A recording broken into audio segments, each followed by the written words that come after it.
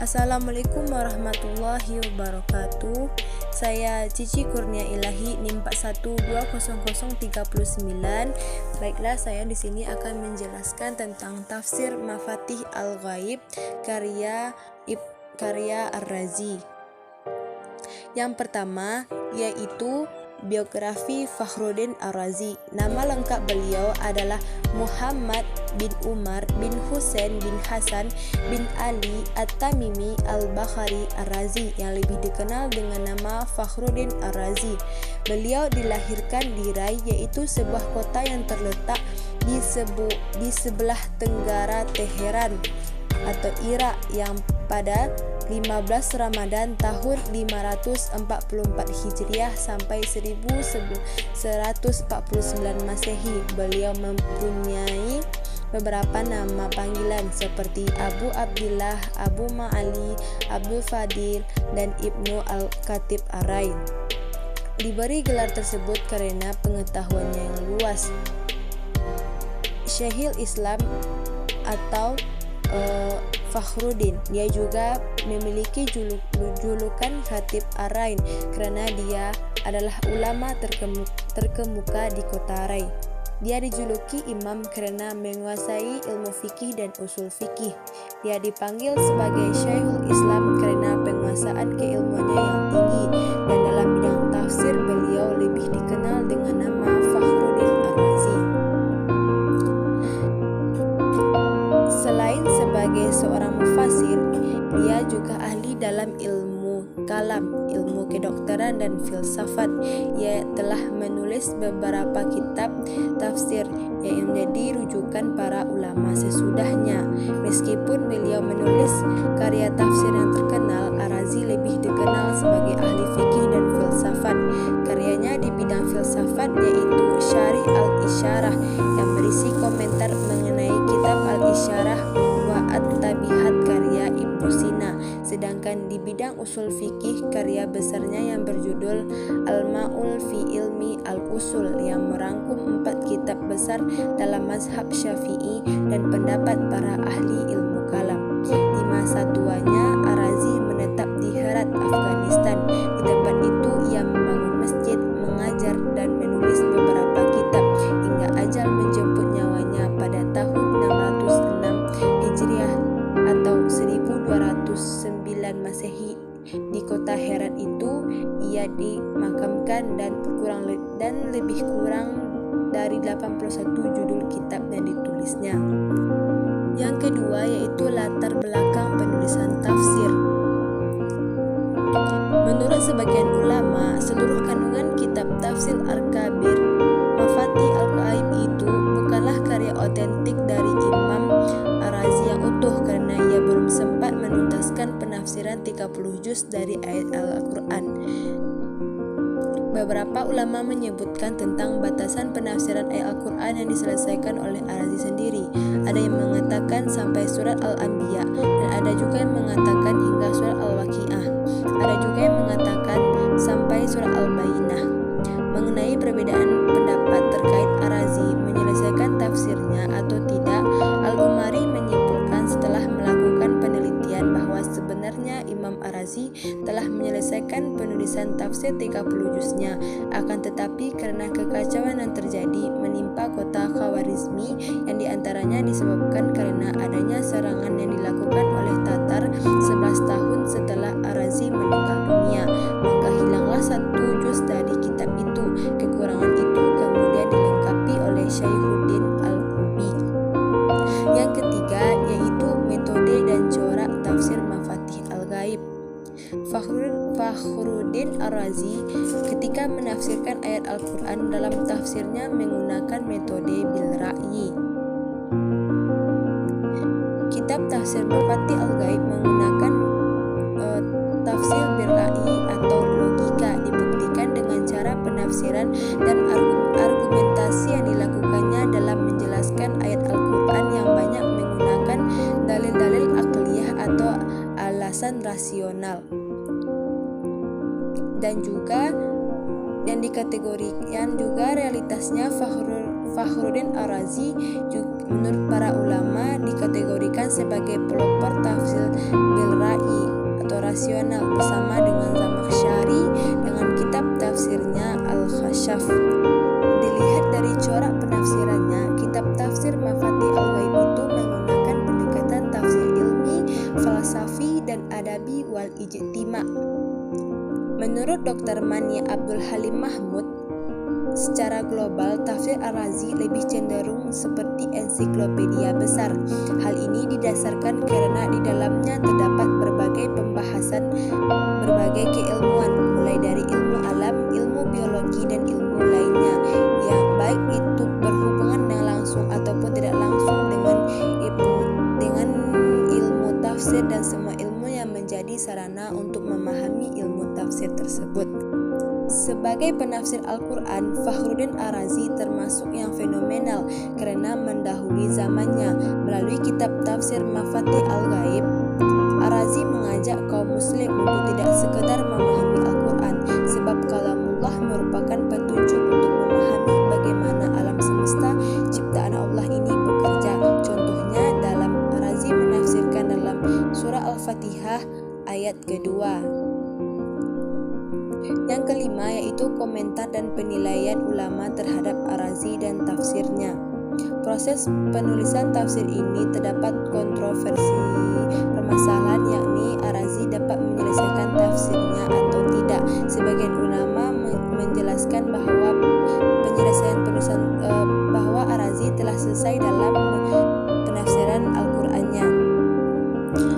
Menurut Dahabi memberikan pendapat yang menarik tentang Fakhruddin Ar-Razi, bahwa dia mengatakan, dalam hal ini saya katakan bahwa Fakhrul Ar-Razi telah menyelesaikan tafsirnya itu sampai surah Al-Anbiya. Selanjutnya Syihab ad-Din Ibnu Khalil al-Dimashqi melakukan penyempurnaan terhadap kekurangan tafsir tersebut, namun beliau juga tidak bisa menyelesaikan secara tuntas. Selanjutnya diselesaikan oleh Imam Najam al-Din al-Makhzuri al-Qamuli dan penyempurnaan kekurangannya yang tersisa. Apabila dilihat secara keseluruhan dalam kitab tafsir Mafatih Al-Ghaib ini, tidak dijumpai perbedaan baik dari yang terkait dengan alur pembahasan maupun metodologi pembahasannya.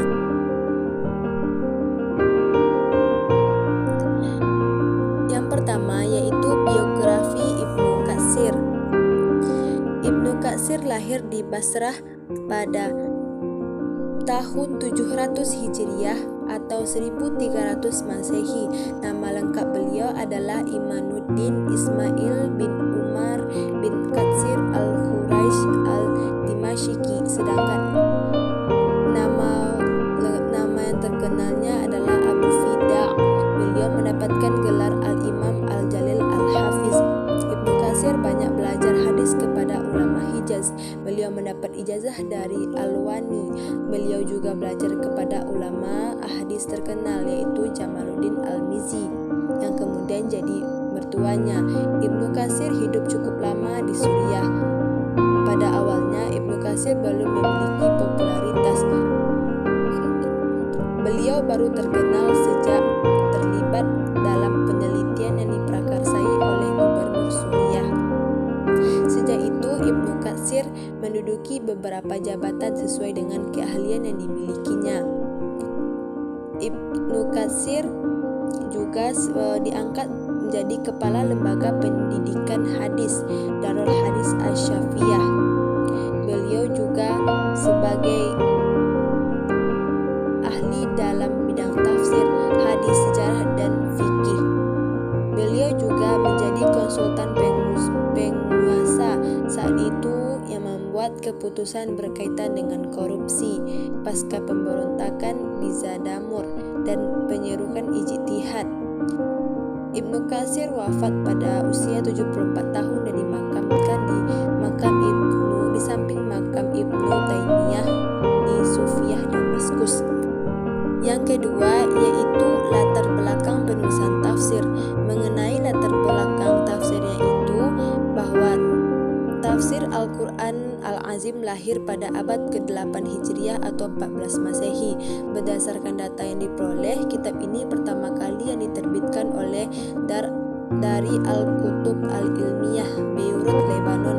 pada tahun 1342 Hijriah sampai 1923 Masehi yang terdiri dari 4 jilid, yaitu jilid pertama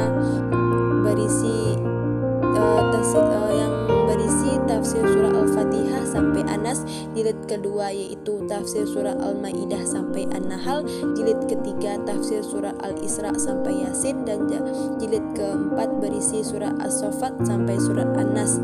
Ibnu Katsir memang seorang yang dianugerahi oleh Tuhan ingatan yang cepat dalam menangkap dalam berbagai bidang keilmuan, seperti yang terlihat dalam karyanya. Ia tidak hanya mahir dalam bidang fikih, tapi ia juga mahir dalam bidang hadis yang ia hafal sanadnya sampai bersambung dengan Nabi Muhammad. Yang ketiga yaitu metode dan corak penafsirannya.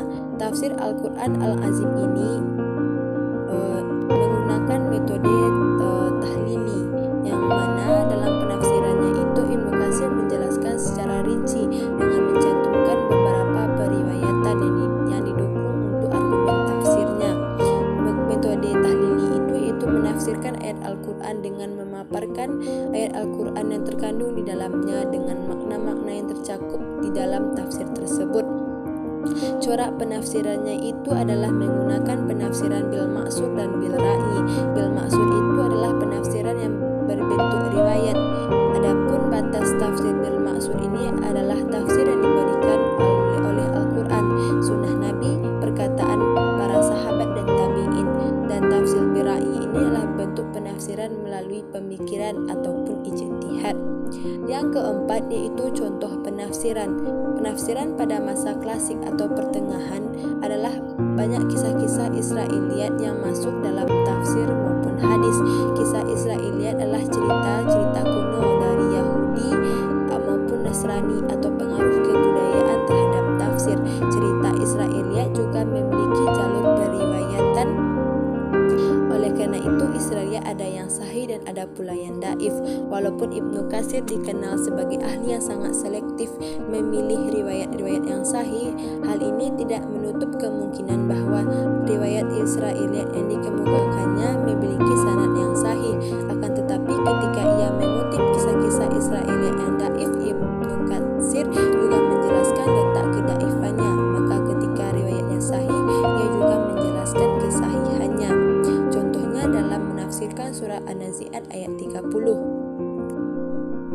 Yang kelima yaitu komentar atau pendapat ulama lain mengenai tafsir Ibnu Katsir. Mayoritas para tafsir al-ulumul Quran menyatakan bahwa tafsir Al-Katsir ini adalah kitab tafsir bil maksud yang terbesar kedua setelah tafsir At-Tabari. Menurut Subki As-Salih, kitab tafsir ini memiliki keistimewaan yaitu dalam hal ketelitian sanadnya, kesederhanaan ungkapannya, dan kejelasan idenya. Kelebihan lainnya yaitu menafsirkan ayat dengan ayat atau Al-Quran dengan Al-Quran dengan hadis yang tersusun secara semi-tematik. Namun tidak berarti kitab tafsir ini memiliki kekurangan, bahwa dalam kitab tafsir ini Ibnu Katsir dalam tafsirnya telah berusaha menyeleksi hadis dan riwayat. Ternyata masih memuat hadis yang sanadnya daif dan kontradiktif. Pandangan ulama terhadap Ibnu Katsir menurut Muhammad Ali As-Sabuni adalah sosok yang memiliki ilmu yang tinggi, yang khas ilmunya di bidang sejarah, hadis, dan tafsir. Menurut Manna Al-Qatan, yaitu seorang yang faqih dan yang tekun, ahli hadis yang cerdas dan mahir. Menurut Mahmud Syakir, beliau adalah senantiasa berargumen dengan dalil dan tidak fanatik dengan mazhab. Dan pandangan ulama terhadap tafsir Al-Quran Al-Azim yaitu menurut Muhammad Husain Az-Zahabi bahwa kitab tafsir bil maksud yang paling termasuk di antara kitab terbaik setelah kitab Ibnu Katsir. Dan menurut Az-Zarqani